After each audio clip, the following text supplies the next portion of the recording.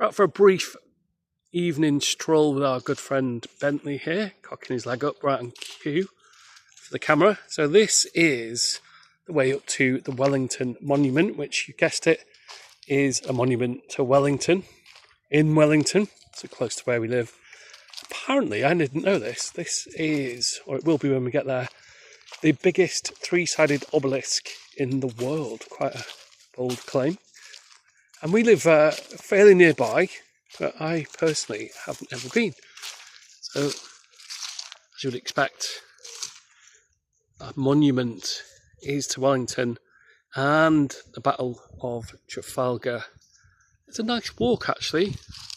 It doesn't branch off or anything. Fairly wide paths. Dog friendly. We do, of course, put Bentley on his lead when there's other dogs around. It looks like they put some arches in as kind of a timeline, and then we'll head up to the actual monument itself. But a nice warm evening, and the light dappled here. So there's a car park. A bit confusing actually. It looks like you do have to pay because this is a National Trust property, but apparently some vandals have broken the machine, so if you can get a signal, then you do have to pay on the parking app. It seems a bit of an odd one because usually National Trust properties, if they're charging parking or indeed entrance fees, are usually a bit more sizable. This looks like it's a straight shot up to the monument. Nice view of the sun coming through the trees there, if I do say so myself.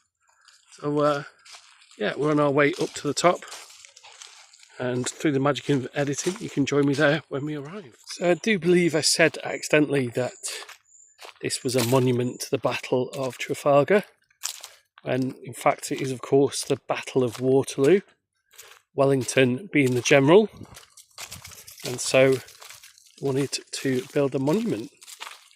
Bentley's quite eager to go and see it, as you can see. The footage might not be as smooth as my other videos because I don't have the stand with me. I'm sure it's called a stand actually. The name escapes me. Anyway, it might be a little bit wobbly, but it looks like we're going to be getting towards the top here. So from the car park, it's not a massive path. You're looking at maybe a 5-minute brisk walk. So you could probably just see it through the trees there as we get closer. I wouldn't necessarily say it's a destination area, and by that I mean not somewhere that I would specifically travel a long way to, but as we're in the area, it'd be rude not to. You can see it emerging through the trees there. So I had a look on the signpost on the way in, and I think you can actually climb up the monument as well. So 232 steps to go and see the views from the top. It's actually something that I've driven past a lot, but it's only really when you get close up to something that you get a true sense of scale, isn't it?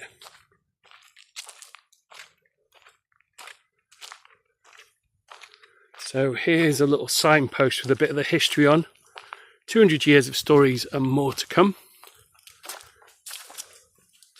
Looks like this is to kind of frame the picture. Nice. I'm not sure whether it's a seasonal thing where it's only open at certain times, but that's quite a number of steps to climb, isn't it? So up at the top here, apart from the monument itself, not a great deal around. Not that we want everything to be commercialised. We are actually just on a dog walk, really. As I say, we live very locally, and I drove past this as part of my daily commute at my old job. So I drove past this pretty much every day. I stopped walking so we can not have it shaking all around. It's pretty impressive, actually. I'm going to have a look whether there's an entranceway, and rather than jankily walk you over there, I'll put a little bit of a slideshow of pictures on to finish off the video. We have arrived at the foot of the monument here. You can see there's a cannon around there, and it is huge in scale. Again, gimbal is the word I was looking for before. Sorry, I don't have the gimbal. That's why the footage might be a little bit more shaky. It looks like there is a door, which unfortunately isn't open. What I would probably like to, if it was open, it'd be good to climb to the top because we get some views from up here.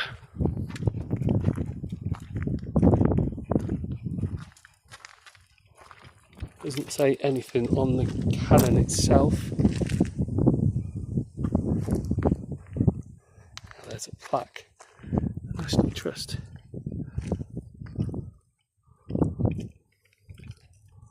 The cannon was kindly donated by the Wellington Rotary Club in 1977. It was extracted from Exeter docks, the 4 original cannons being melted down in 1942 for the war effort. So in terms of our position, it is elevated.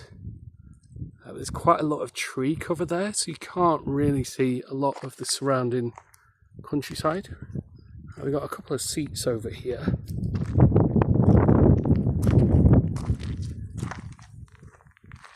There we go, some repairs when necessary. So 1,508 stones have been replaced. Each block hand tooled by stonemasons.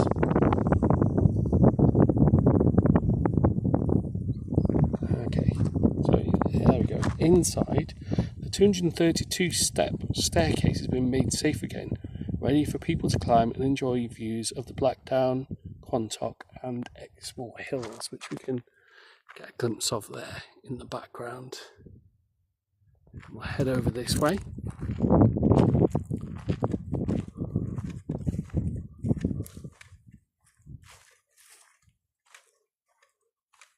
See what this might be.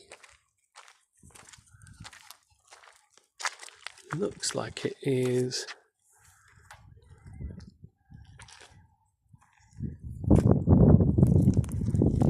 so it kind of shows the directions of different points of interest around, so kind of like a map. I was expecting it to be a sundial, but yeah, it's going to point towards key areas. So Glastonbury Tor, for example, and it's 25 miles away in that direction. I mean, you don't expect them to chop down all the trees so that you can see around, but it would be nice to get better views, and I expect we would get pretty decent ones from the top of the monument itself. So there we go, it's easily accessible. So there is a signpost for it. There is a bit of a sharp turn towards the car park that can sneak up on you a little bit. What you're seeing on the camera is everything that's here. So not a kind of day trip destination, shall I say, but certainly a nice place to visit if you're in the area. We couldn't get a phone signal for our stay, so I'm not entirely sure what the parking fees are.